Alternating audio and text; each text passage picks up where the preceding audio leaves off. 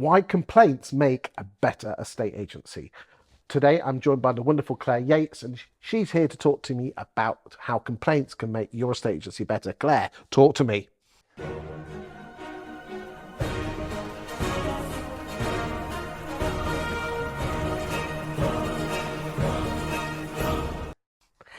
Well, Chris, there is a perception that most of our clients are difficult. There is a perception that when people are complaining, they're just making our lives harder. Whereas quite often, if we listen to what they're actually telling us, we can actually take that feedback, investigate, and turn complaints into something really positive. I work extensively with businesses on complaint handling. That's probably the thing that I specialise in the most. And for me, if we start to keep a record of the most tiny grumbles, you didn't call me back when you promised, you didn't email me when you said you would, you got my name spelt wrong. If we started to keep a log of all of these complaints, the frequency, whether it's individuals and so on, then we can start to see if there's a pattern emerging. So there could be a training need with an individual. There could be, we haven't got enough bums on seats, and that's why we're missing calls. It could be that we just don't realise how important it is. But listening to customers and saying thank you for taking the trouble to tell me about this, and encouraging customers to tell us when they're not happy is far more important than trying to get them to shut up or wish they'd go away. It's interesting you say the word encouraging them to say something, because I don't think we're very good as that as estate agents, are we? No. And there's also this, I feel I got away with it. You see, there's a lot of businesses where somebody wants to blame somebody for a mistake rather than identify that they may have a challenge within their business. And when you make it a blame culture, then you also make it an excuses culture, and you make it a hidden hide and keeping things secret. So you have employees that are frequently dropping the ball, making mistakes, and they just keep thinking, phew, I think I've got away with that. How, as an estate agency boss, can I change the way my office works to encourage? Because unless you're actually getting complaints, there's nothing you can actually analyse to change. What's step one? You give permission to make mistakes. I'm saying that politely as opposed to using the F-bomb, which I have been known to do. But give permission to make mistakes. I don't mind that you make mistakes. Everybody forgets to call people back. Everybody is late from time to time. Everybody forgets to do things. However, what I do think is a mistake is if you don't record it. Because this will be a classic. Oh, I've forgotten to call AD. Oh, never mind. He's a nice bloke. He'll let me get away with it. And I go to work the next day and you take a call from AD going, well, what happened? Claire said she'd call me back. You say, oh, I'm so sorry about that. Yeah, we'll make sure. You don't say anything. You think, bless, Claire was a bit busy. And then somebody else forgets to call AD back. And AD wasn't really counting, but now he's starting to. And the third failure to call back means that AD just goes, is there something wrong with your business? Or why did you do that? So for me, it's really important that the first missed call is recorded, that you think I'm helping the business, not covering up for Claire. And that's how it's got to be.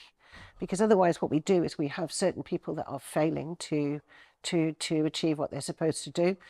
Businesses are making mistakes, but it also means the customer becomes less forgiving when something goes really wrong. So step one is give permission to make mistakes, and then number two, when they do make mistakes, make sure it's recorded. How do agents record this? In a book? Well, I would suggest it's quite simple. Keep a spreadsheet, an Excel spreadsheet with some simple codes on, and it would to keep it simple so the recording is easy. The time and date it was recorded, who took the complaint. I've put together this for my clients, a simple pro forma thing that's sent, but also they need to report it to their line manager. A simpler thing is you didn't call me back. Yeah, because actually, believe it or not, the serious complaints start there. It's the little things that we get wrong, so that when something does go wrong, instead of them saying, look, I'm going to let you off because, accept this, they'll just go, you didn't call me back on 3 separate occasions. You were late when you said you'd come round and do a viewing, and then you didn't give me the feedback that you promised you'd do after that. And now I'm really angry. And it's their patience with you that wanes away with the little stuff. It's interesting that every complaint you've said, if we had to sum it up, is communication.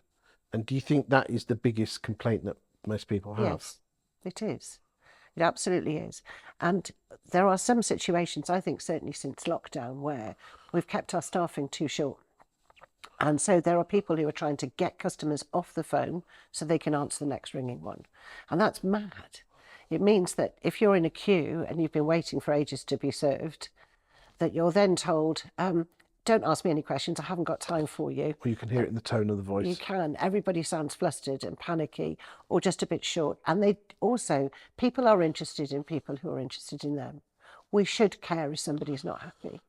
We should say, gosh, thank you for taking the trouble. And if you ask most people how often they complain, grumpy old lady here, I will complain a lot. I've got used to it and I'm confident. But when I ask people in the training room how often they've complained, hardly anybody does. The words are, what's the point? Nobody will listen. They don't care. Or I don't like to make a fuss. I hate conflict. Don't want to get people into trouble. Don't want to get people into trouble. All of those things. So we're missing out on valuable feedback. So can you imagine you opened an office, you thought you'd done a great job, you're the manager, the owner, got 3 people working for you. After 6 months, you find out that actually it wasn't as great as that. Your staff didn't call people back and they'd hidden it all. Where do you go with that? Make a public apology? Just, I'm so sorry, all the people that work for us have been sacked.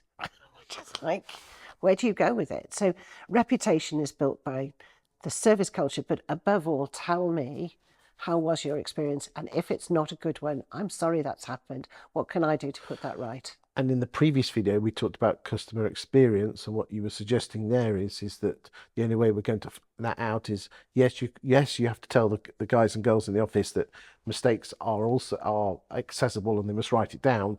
But the only way you're also going to find out is if you actually go out there and ask the questions yourself. Yes. So the two videos kind of tie into each other, don't they? They do, but I think for me, if you start letting your customers help you to shape your business, you will create something that's future-proof for 2024, for the millennials, for all the people we're going to do business with. But if we stick with what we think is right and how we've always done it, then the only people that are going to come back to our business will be the dinosaurs. And we know what happened to them. Thank you for your time today, Claire. You're welcome.